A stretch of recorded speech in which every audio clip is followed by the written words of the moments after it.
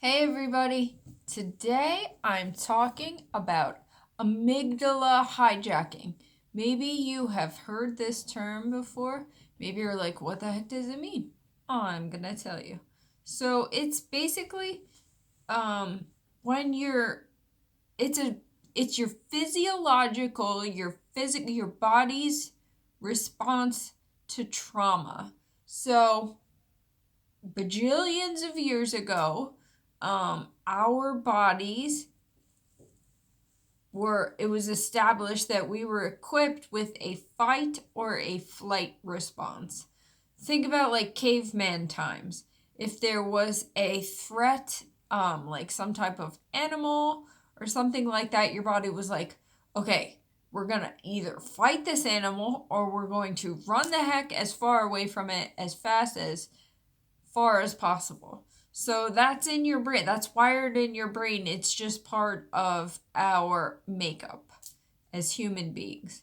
So when you're exposed to trauma for an extended period of time, meaning it's not an explicit event, it is over the course of a long period of time, like narcissistic abuse from a parent, or it could be from, a spouse or something. So this prolonged exposure to the source of trauma messes with our physiological makeup, like the way our body is designed to respond.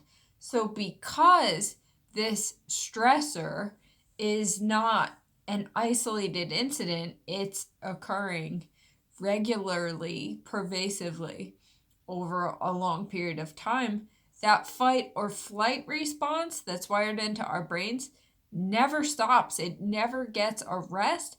It never gets a chance to shut down. So this is a complex post-traumatic stress disorder.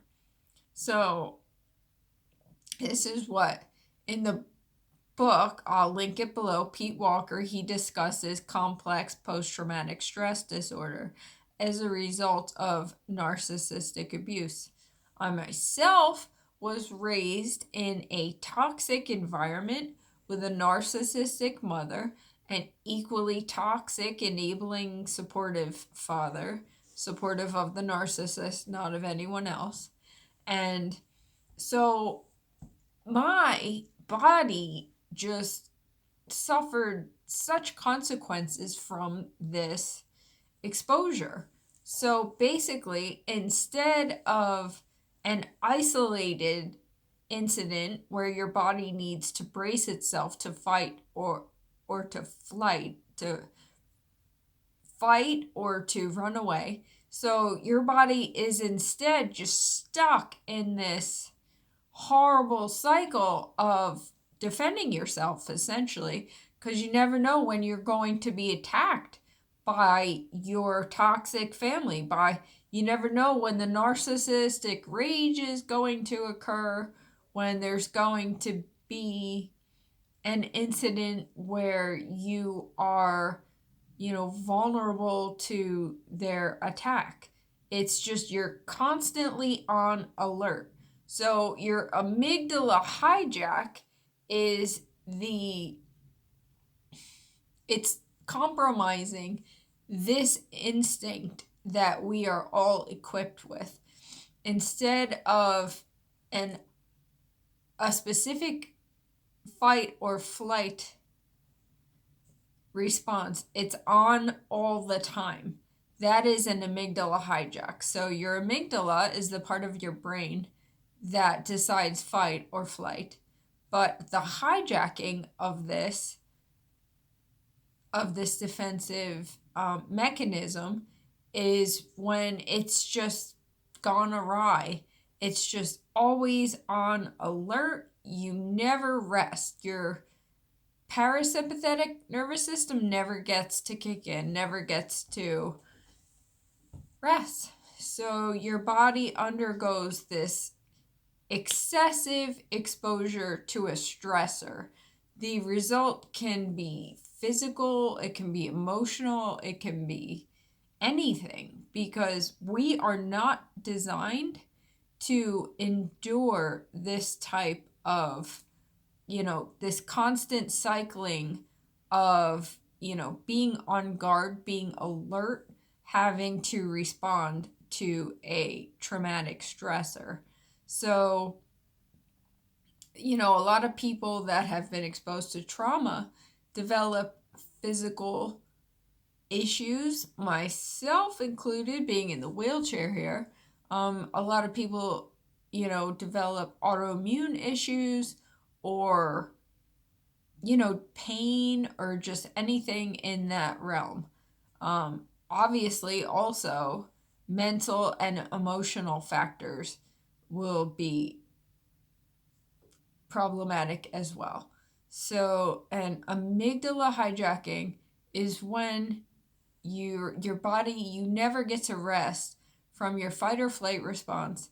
It's always going, it's always on, and that's a hijack. It means like that it is compromised. It's not supposed to work this way. It gets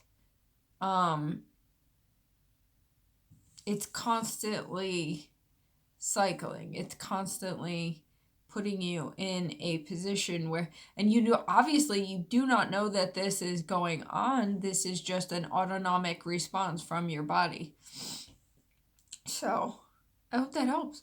I hope that clears up this issue. I was questioning what this was myself until I finally just got into it and learned about it.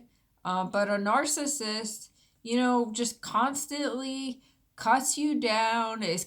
Myself, my own experience, I was with a narcissist in a relationship, romantically, whatever you want to call it. It wasn't romantic, but he was constantly cutting me down as well.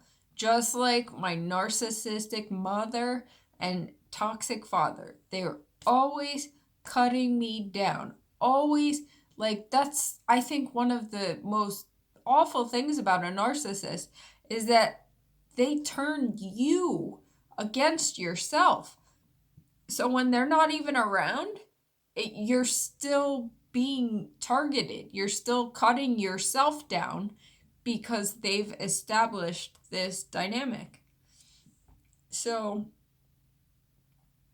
it's gross. Like I said, I'm in the I just learned about narcissistic abuse, and I'm putting the knowledge that I've acquired into place in terms of dealing with my narcissistic mother. Thankfully, my narcissistic ex discarded me way back in 2005. Best thing he ever did for me. I am so grateful.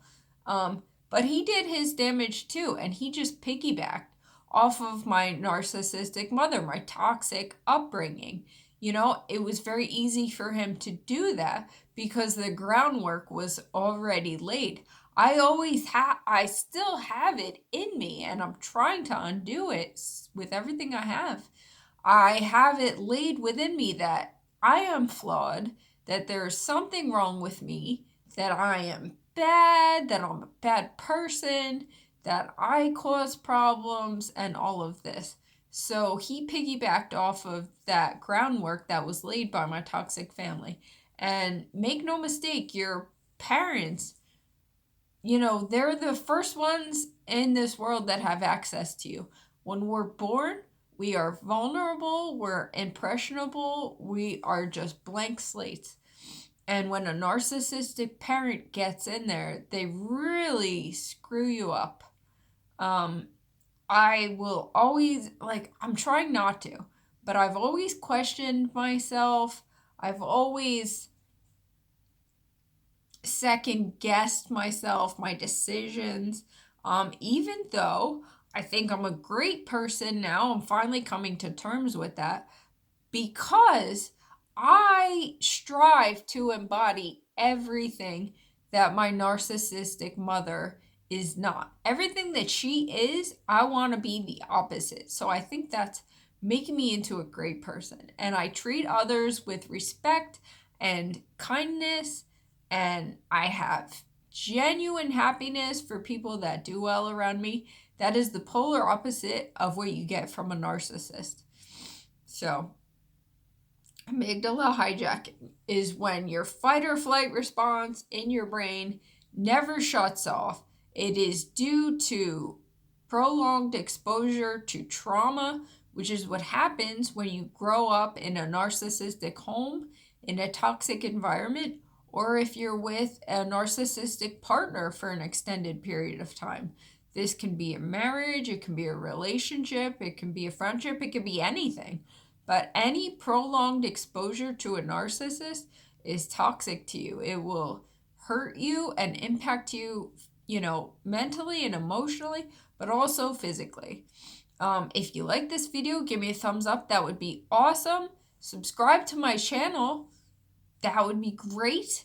Thanks for joining me. We are down, but we're not out. We're learning about narcissistic abuse and what we need to do to overcome it and take back our lives. God bless you guys.